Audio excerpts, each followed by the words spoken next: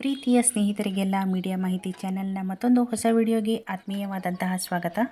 ಸ್ನೇಹಿತರೆ, ಈ ಒಂದು ಅನ್ನಭಾಗ್ಯ ಯೋಜನೆಯಡಿ ರಾಜ್ಯ ಸರ್ಕಾರ ನೀಡುತ್ತಿದ್ದಂತಹ ಈ ಒಂದು 5 kg ಅಕ್ಕಿಯ ಹಣ ಏನಿದೆ, ಇನ್ನು ಮುಂದೆ ಈ ಒಂದು ಫಲಾನುಭವಿಗಳಿಗೆ ಅಂದರೆ ಅನ್ನಭಾಗ್ಯ ಯೋಜನೆಯ ಫಲಾನುಭವಿಗಳಿಗೆ ಸಿಗುವುದು ಬಹುತೇಕ ಬಂದಾಗಲಿದೆ.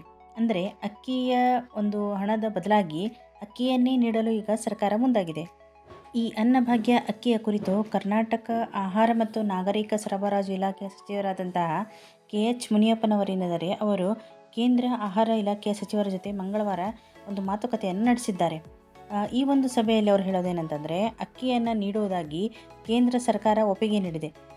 ಈ ಹಿನ್ನೆಲೆಯೊಳಗೆ ಅಕ್ಕಿಯನ್ನೇ ನಾವು ಪೂರೈಕೆ ಮಾಡಲಾಗ್ತದೆ ಅಂತ ಹೇಳಿದ್ದಾರೆ. ಅಂದರೆ ಫಲಾನುಭವಿಗಳಿಗೆ ಈಗ ಹಣವನ್ನು ಹಾಕುವುದನ್ನು ನಿಲ್ಲಿಸಲಾಗುತ್ತೆ ಅಂತ ಕೂಡ ಹೇಳಿದ್ದಾರೆ. ಈ ವಿಚಾರವಾಗಿ ದೆಹಲಿಯಲ್ಲಿ ಮಾತನಾಡಿದಂತಹ ಆಹಾರ ಮತ್ತು ನಾಗರಿಕ ಸರಬರಾಜು ಇಲಾಖೆಯ ಸಚಿವರಾದಂತಹ KH ಮುನಿಯಪ್ಪನವರು ಅನ್ನಭಾಗ್ಯ ಯೋಜನೆಗೆ ಸಂಬಂಧಿಸಿದಂತೆ ಕರ್ನಾಟಕ ಸರ್ಕಾರಕ್ಕೆ ಕೇಂದ್ರ ಸರ್ಕಾರ ಏನಿದೆ ಅದು ಅಕ್ಕಿ ಮಾರಾಟ ಮಾಡಲಿಕ್ಕೆ ಒಪ್ಪಿಕೊಂಡಿದೆ ಅಂತ ಹೇಳಿದ್ದಾರೆ. ಅಗತ್ಯವಿರುವಂತಹ ಅಕ್ಕಿಯನ್ನು ನೀಡುತ್ತೇವೆ ಅಂತ ಸಚಿವರು ತಿಳಿಸಿದ್ದಾರೆ. ಅಂದರೆ ಇವಾಗ ಸುಮಾರು ಮಾಸಿಕವಾಗಿ ಅಂದರೆ ತಿಂಗಳಿಗೆ 20,000 ಮೆಟ್ರಿಕ್ ಟನ್ ಅಕ್ಕಿ ಬೇಕಾಗ್ತದೆ ಅಂತ ಹೇಳಿದರು.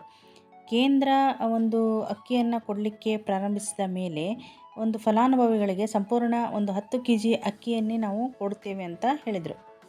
ಸ್ನೇಹಿತರೆ, ರಾಜ್ಯ ಸರ್ಕಾರ ಕರ್ನಾಟಕದಲ್ಲಿ 13 ಲಕ್ಷ BPL ಪಡಿತರ ಕಾರ್ಡ್ಗಳನ್ನು ಹೊಂದಿದೆ. ಅಂದರೆ ಒಂದು 40ರಿಂದ 50 ಲಕ್ಷ ಫಲಾನುಭವಿಗಳಿಗೆ ರಾಜ್ಯ ಸರ್ಕಾರ ಅಕ್ಕಿಯನ್ನು ನೀಡ್ತಾ ಇದೆ.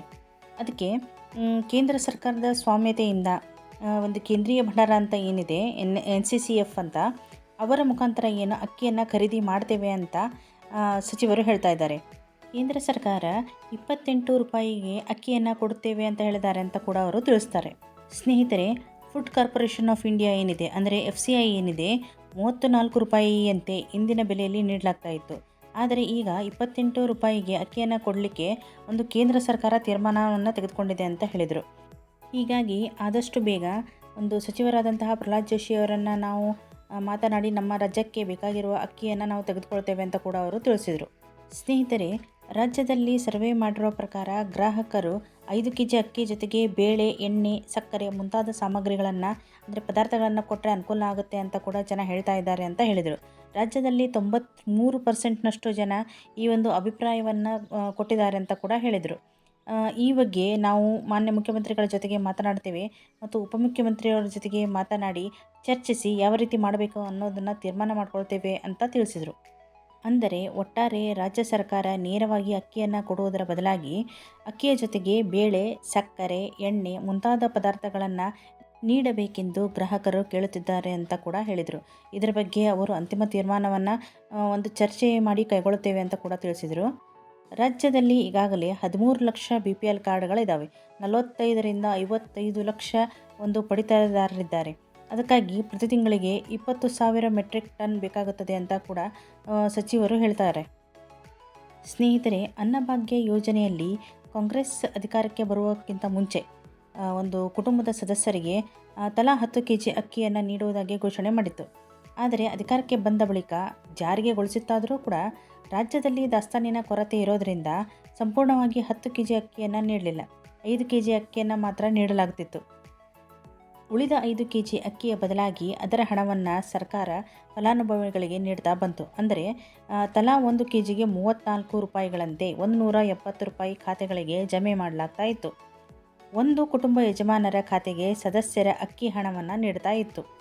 ಸ್ನೇಹಿತರೆ, ನೀವು ಕೂಡ ಕರ್ನಾಟಕ ರಾಜ್ಯ ಸರ್ಕಾರದ ಆಹಾರ ಮತ್ತು ನಾಗರಿಕ ಸರಬರಾಜು ಇಲಾಖೆಗೆ ಭೇಟಿ ನೀಡಿ ಅಲ್ಲಿ ಅನ್ನಭಾಗ್ಯ ಹಣವನ್ನು ವರ್ಗಾವಣೆ ಮಾಹಿತಿ ಪಡೆದುಕೊಳ್ಳಬೇಕಂತಂದರೆ ಈ ಕೆಳಗಿನ ವೆಬ್ಸೈಟ್ಗಳಿಗೆ ನೀವು ಭೇಟಿಯನ್ನು ನೀಡಬಹುದು.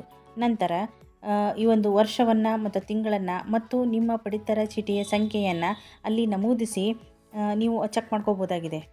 ಆಗ ನಿಮ್ಮ ಒಂದು ಹಣ ಜಮೆ ಆಗಿರೋದರ ಬಗ್ಗೆ ಮಾಹಿತಿ ಸಿಗಲಿದೆ. ಈ ಒಂದು ವೆಬ್ಸೈಟ್ ಲಿಂಕನ್ನು ನಾನು ನಮ್ಮ ಡಿಸ್ಕ್ರಿಪ್ಷನ್ ಬಾಕ್ಸಲ್ಲಿ ಹಾಕಿರ್ತೇನೆ. ಈ ಒಂದು ಲಿಂಕನ್ನು ಕ್ಲಿಕ್ ಮಾಡಿ ನೀವು ಮಾಹಿತಿಯನ್ನು ತಿಳ್ಕೊಬೋದು. ಸ್ನೇಹಿತರೆ, ಇಂಥ ಹೊಸ ಅಪ್ಡೇಟ್ಸ್ಗಳೊಂದಿಗೆ ಹೊಸ ಮಾಹಿತಿಗಳೊಂದಿಗೆ ಮತ್ತೆ ಮುಂದಿನ ವಿಡಿಯೋದಲ್ಲಿ ತಮ್ಮನ್ನು ಭೇಟಿಯಾಗ್ತೇನೆ. ಸ್ನೇಹಿತರೆ, ತಾವಿನ್ನೂ ನಮ್ಮ ಚಾನಲ್ನ ಸಬ್ಸ್ಕ್ರೈಬ್ ಮಾಡ್ಕೊಂಡಿಲ್ಲ ಅಂತಂದರೆ ನಮ್ಮ ಚಾನಲ್ನ ಸಬ್ಸ್ಕ್ರೈಬ್ ಮಾಡಿಕೊಂಡು ಬೆಲ್ ಬಟನನ್ನು ಪ್ರೆಸ್ ಮಾಡ್ಕೊಳ್ಳಿ. ಹಾಗೂ ಬರ್ತಕ್ಕಂತಹ ವಿಡಿಯೋಗಳನ್ನು ಲೈಕ್ ಮಾಡಿ, ನಿಮ್ಮ ಅಭಿಪ್ರಾಯಗಳನ್ನು ಕಮೆಂಟ್ ಮಾಡಿ ಹಾಗೂ ಶೇರ್ ಮಾಡಿ.